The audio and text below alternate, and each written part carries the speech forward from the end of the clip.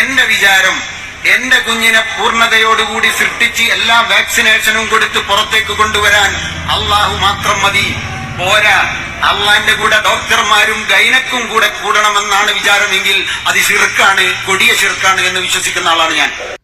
അസ്സലാമു അലൈക്കും വറഹ്മത്തുള്ളാഹി. പ്രിയപ്പെട്ട സുഹൃത്തുക്കളെ, ഈ മൗലവി പറഞ്ഞത് നിങ്ങൾ കേട്ടില്ലേ?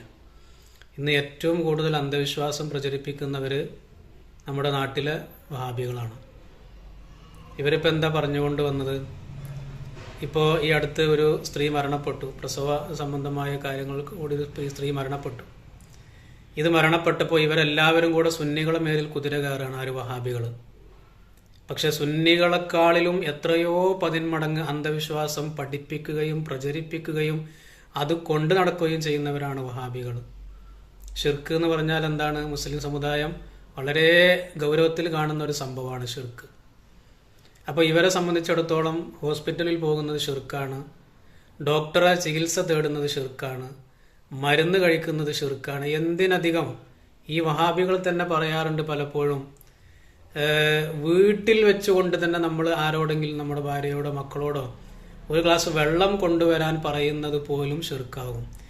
അനങ്ങിയ ഷിർക്ക് പ്രചരിപ്പിക്കുന്ന അല്ലെങ്കിൽ ഇത്തരം ഒരു അന്ധവിശ്വാസികൾ നമ്മുടെ നാട്ടിൽ വേറല്ല. ഇവരെ പോലെ അന്ധവിശ്വാസം പ്രചരിപ്പിക്കുന്നവർ നമുക്ക് വേറെ ആരെയും കാണാൻ കഴിയൂല. ഹോസ്പിറ്റലിൽ പോകുന്നത് ഷിർക്കാണ്, അതുപോലെ തന്നെ മരുന്ന് കഴിക്കുന്നത് ഷിർക്കാണ്. ഇതിനേക്കാളും വലിയ വിഡ്ഢിത്തം അല്ലെങ്കിൽ ഇതിനേക്കാളും വലിയ അന്ധവിശ്വാസം പ്രചരിപ്പിക്കുന്ന ആരെയാണ് നമ്മുടെ നാട്ടിൽ കാണിച്ചു തരാൻ കഴിയുക? എന്നിട്ടിപ്പോൾ ഇവർ കൈ കഴുകിയിട്ട് രക്ഷപ്പെടാൻ നോക്കുകയാണ്. അത് സുന്നികളുടെ മേൽ വെച്ച് ചാർത്തിയിട്ട് കൈ കഴുകി രക്ഷപ്പെടാൻ നോക്കുകയാണ്.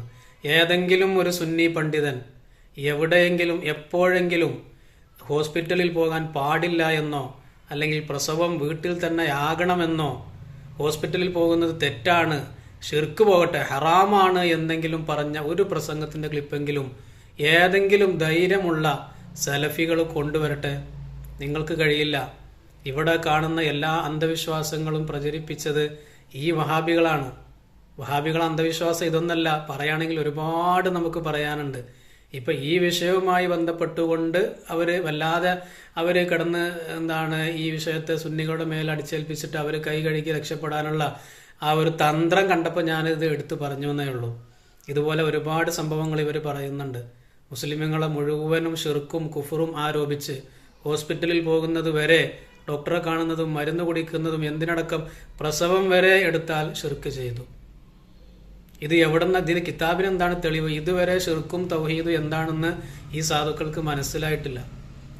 ഷിർക്കും തൗഹീദും എന്താണെന്ന് ഇവർക്ക് മനസ്സിലായാൽ ശരിക്കും ഒന്ന് ഇരുത്തിയിട്ട് ഈ വഹാബികളെ ഷിർക്കും തൗഹീദും ഇരുന്ന് പഠിച്ചാൽ ഈ സോക്കട് മാറും.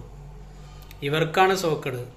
ഇവർ ഈ പറഞ്ഞു കൂട്ടുന്ന കാര്യങ്ങൾ എന്താണ് ഇവർ പറയുന്നത് എന്ന് ഇവർക്ക് പോലും അറിയില്ല.